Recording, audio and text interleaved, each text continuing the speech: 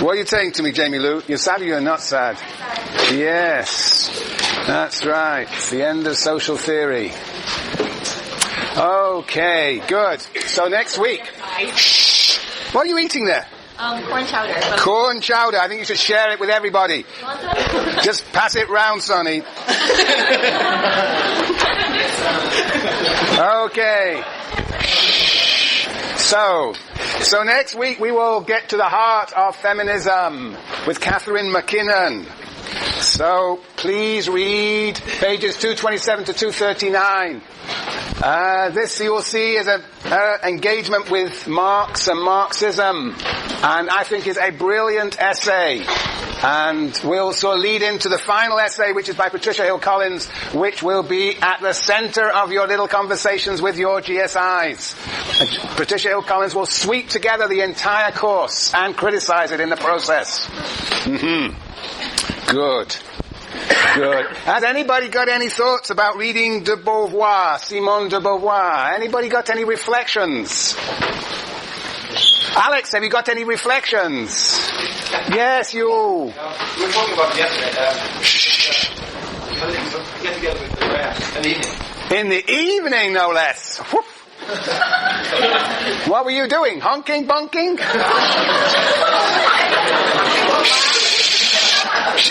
All right, what did you say about Beauvoir? We were talking about feminism. And yeah, it was an interesting evening. Because,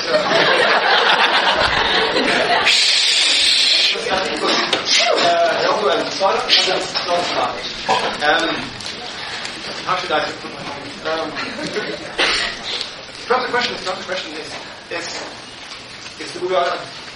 it seems that is she against the process that man labels woman? Is the process that she's accentuating, or is it what woman has to have in common? Because it's a bit hard to understand if it is the housewife, the sweetheart, the lover, that she's against, or is it the process which labels her, the sweetheart, the housewife, the lover? Good. Very good. The question is, can you separate the two according to her?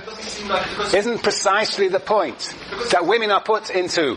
Because say the debate yesterday was with the hijab. Say that Middle Eastern women have no process.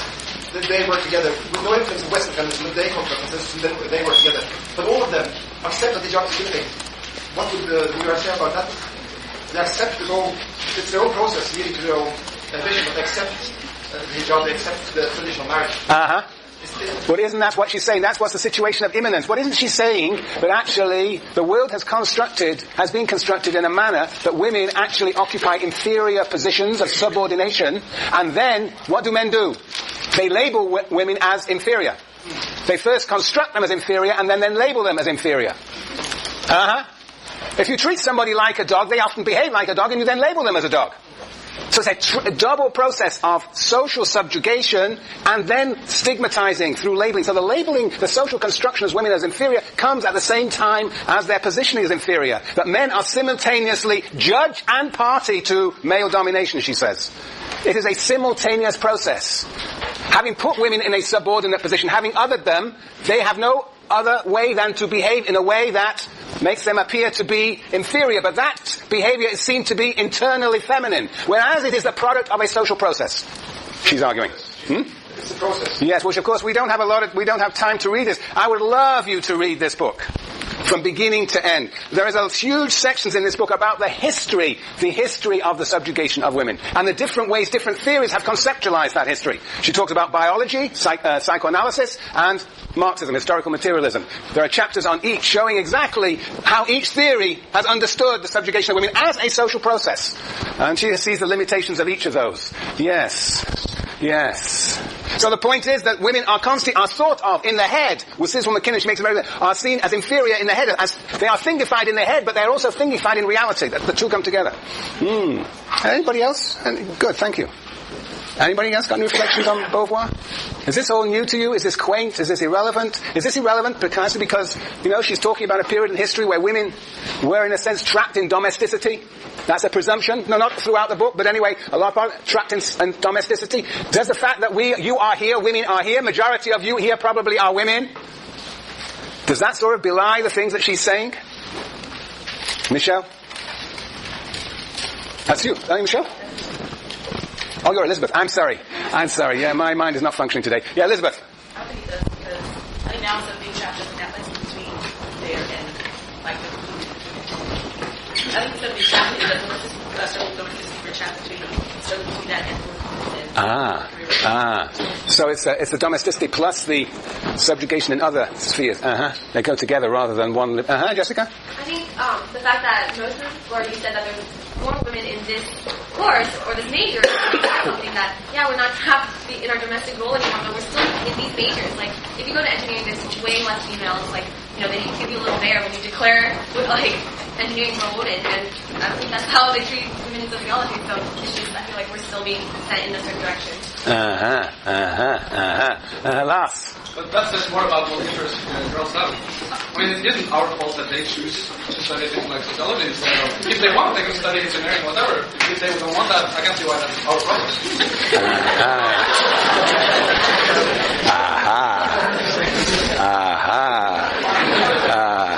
Katie, is your hand up?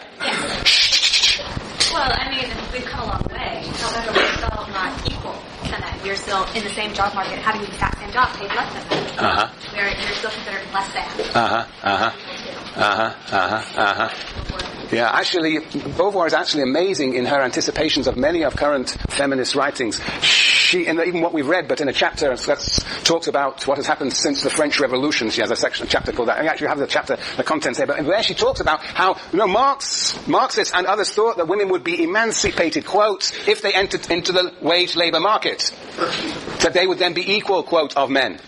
But she says, anticipating a lot of writing, and particularly the work, for example, of Arlie Hochschild, is that when women enter into the labour market, they occupy lower levels in that labour market, but are then doubly subjugated. The second shift, actually, she's arguing, as others have argued, is not only the freeing of women, but is a double subjugation of women at home and, in a sense, at work. So, which is what you were, I think, saying. So, perhaps there are greater opportunities, but still, there is the power of male domination continues and sort of spans beyond domesticity. That's what she says. Yes, Matthew? One thing that I noticed is when the Beauvoir is talking about subject versus object, I still feel that very much, if I'm choosing the generalization in the media, women are still portrayed more often as objects than they are as subjects. What do you mean by subject and object? So, object as in, if there's a female lead, they're scantily clad, they're sexy, they're young, there is a very specific type of woman who they're portraying, and first and foremost, she's sexy, and everything else comes after that. But most of the time, you still see men who are taking the lead. Kristen? I was just going kind of backwards now. I was building on what Katie was saying. De Beauvoir says that changes in economic conditions are necessary but not sufficient. Very good. Maybe necessary but not sufficient. Yes. Yeah, I think that's right. Yes. But anyway, not sufficient. That's the, yes. Well, we'll see. We're going to get to that today. We're going to get to what her conception of liberation, what is necessary, what is, in her view. Yes, Claudette? I'd say that it's really, it is a personal choice to be in these types of majors, but it is also because male domination, there's a stigma of what a woman should be and like how science is kind of the realm for men, and it kind of keeps women from advancing to that. And thinking about sociology, that it was once this male-dominated field and considered hard science, and now, as soon as it becomes a woman-dominated field, it's now seen as this, not hard science, not very quote-unquote useful, or, It's status. Right. Falls. That's what the men in this profession are really worried about. The too many women means that their status will fall with the women. Yes. Juliana? I think that comment about engineering or sociology is an example of what we're talking about in the class. Like, men at first, in the men's world, were put in inferior positions, and then when we look at the results of that, we say that women are inferior, and they can become inferior choices. They've made a choice to be in the human time, and somehow, quote unquote, inferior in a hard time. And then also, reading this has shown me kind of the importance of sociology, and maybe it's, as a woman, for me, what intrigues me about this particular major and what I thought is what Beauvoir is doing by, merging the personal with the political and, experiencing these things in your own life and seeing the pattern and then seeing how it happens. That's sociology, So it makes sense to me that part of being female is what makes you interested in this major. Interesting. Rosa. Well, I just wanted to make the point that although it's our choice to come into sociology, like our socialization from like kindergarten is very different. So right away when you get into kindergarten, like probably the teacher's not going to be like, oh, this is going to be a science major, not get a girl. They're going to treat the boys like if they're good at science and math, and that's going to be your upbringing up until you get into middle school, high school. By the time you get into college, if you didn't have a good foundation in math, you think that you weren't good at math, and that therefore you shouldn't go into a math major. So it's not the same our personal. Very good. That was a beautiful, together with Juliana, beautiful sociological analysis of the way that different genders get tracked into different disciplines. And then what happens is that it's found that, sociologists tend to be female, and that becomes a characteristic, it's projected as a characteristic of women, something about women, and what is missed is the sociology of this process, which is what you just articulated. It is not a character, something that it is because women are interested eternally in soft subjects like sociology. It is the way that they are tracked, the way they are produced as women. This book is about the production of women. Unfortunately, you can't read the entire book. But if you look at the contents, you will see what a magnificent book it is. We're just reading the beginning and the end. Part 1 is basically a critique of biology as destiny. Just because women have certain bodies, that their destiny is in a certain places. That she tries to refute. The psychoanalytic view she tries to refute. The Marxist view she tries to refute. And then she tries to and builds an amazing history, a history of the production of the subjugation of women, of the othering of women, which is actually very influenced by Marxism. And then she actually has a very interesting chapter 7 called Since the French Revolution, about the job and the vote, and how in fact, to the extent that women have the vote, to the extent that they enter the labour force, there is still subjugation. In fact, in some ways it's intensified. And then she talks in part 3 is about myths, the mythologies that men, usually men, but also women, create, in a sense, to explain the domination of men, to present the domination of men as something inevitable, eternal, necessary, and natural. So she draws on literature, and then she gets to book 2, which is called Woman's Life Today. And that is a very depressing part of the book. It is so depressing. I mean, of course that's some ways why her book is silenced. The formative years is part 4. She talks about, it's really autobiographical, what it was like for her as a Catholic to be brought up as a child, young girl, sexual initiation. But at chapter 15, she flicks it around and talks about the lesbian. No potentiality of an alternative road is at the end of part 4. But her stories of the sexual initiation and experiences as a young girl were indeed very miserable ones. This was woman becoming woman. Part 5 is the situation of woman today. And here she talks about the married woman, the mother, social life, prostitutes, from maturity to old age. And she presents a picture of what she calls immanence, and ends with something called women's situation and character. That is a really depressing part of this book. And then on part 6, she talks about justifications, the justifications that women provide for themselves to, in a sense, the stories they tell themselves about their subjugation.